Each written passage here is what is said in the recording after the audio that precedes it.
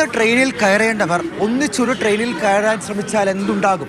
അതാണ് ഇന്നലെ വലിയ തിക്കും തിരക്കും ഉണ്ടാകാനും 18 പേരുടെ മരണത്തിലേക്ക് വഴിവെച്ചതിനും പ്രധാനപ്പെട്ട കാര്യം. 11 സ്ത്രീകൾ, 4 കുട്ടികൾ, 3 പുരുഷന്മാർ. ഇവരിൽ 9 ബീഹാർ സ്വദേശികൾ, 1 ഹരിയാനക്കാരിയും 8 ഡൽഹിക്കാരും മരണപ്പെട്ടു. സാരമായി പരിക്കേറ്റ 15ഓളം പേർ ഇപ്പോഴും ഡൽഹിയിലെ ആശുപത്രികളിൽ ചികിത്സയിലാണ്. ഇന്നലെ രാത്രി 8 മണി മുതൽ 1.5 മണിക്കൂർ കൊണ്ട് പ്രയാഗ്രാജിലേക്ക് മാത്രം 1500 ജനറൽ ടിക്കറ്റുകൾ ന്യൂഡൽഹി റെയിൽവേ സ്റ്റേഷനിൽ നിന്ന് ആളുകൾ എടുത്തു. 3 തീവണ്ടികൾ വൈകി. അവസാനം 10 മണിയോടടുത്ത് 14 നമ്പർ പ്ലാറ്റ്ഫോമിലേക്ക് പ്രയാഗ്രാജ് എക്സ്പ്രസ് എത്തി.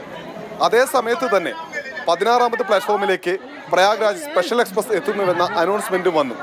ആശയക്കുഴപ്പത്തിലായി പോയ യാത്രക്കാർ പരക്കം പാഞ്ഞതോടെ പലരും ശ്വാസം കിട്ടാതെ പിടഞ്ഞു വീണു.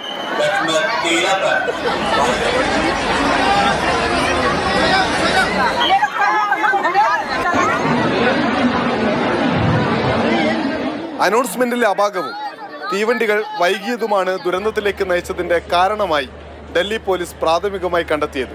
2 അംഗ അന്വേഷണ സമിതിയെ പ്രഖ്യാപിച്ചതിന് പിന്നാലെ റെയിൽവേ മന്ത്രി അശ്വിനി വൈഷ്ണവ് ആഭ്യന്തരമന്ത്രി അമിത്ഷായെ കണ്ട് സ്ഥിതിഗതികൾ വിശദീകരിച്ചു. മരണപ്പെട്ടവരുടെ കുടുംബത്തിന് 10 ലക്ഷവും ഗുരുതരമായി പരിക്കേറ്റവർക്ക് 2.5 ലക്ഷം രൂപയും നിസ്സാര പരിക്കുകളോടെ രക്ഷപ്പെട്ടവർക്ക് 1 ലക്ഷം രൂപയും റെയിൽവേ സഹായധനം നൽകും. ദുരന്തത്തിൽ രാഷ്ട്രപതിയും പ്രധാനമന്ത്രിയും പ്രതിപക്ഷ നേതാക്കളും ഉൾപ്പെടെ അനുശോചനം രേഖപ്പെടുത്തി. പ്രയാഗ്രാജിൽ കുംഭമേളയ്ക്ക് പങ്കെടുക്കാൻ പോയ ആളുകൾ മാത്രമല്ല ഈ ദുരന്തത്തിൽ മരണപ്പെട്ടത്. മാസങ്ങളോളം ഡൽഹിയിൽ പണിയെടുത്ത് സ്വന്തം നാട്ടിലേക്ക് പോകാൻ ഒരുങ്ങിയ ഒരുപാട് ബീഹാറികളും മറ്റു സംസ്ഥാനക്കാരും മരണപ്പെട്ടിട്ടുണ്ട്. കുംഭമേളയുമായി ബന്ധപ്പെട്ട തിരക്ക് നിയന്ത്രിക്കുന്നതിൽ കേന്ദ്ര സർക്കാരും UP സർക്കാരും പരാജയപ്പെട്ടുവെന്ന് പ്രതിപക്ഷം ആവർത്തിക്കുന്നു.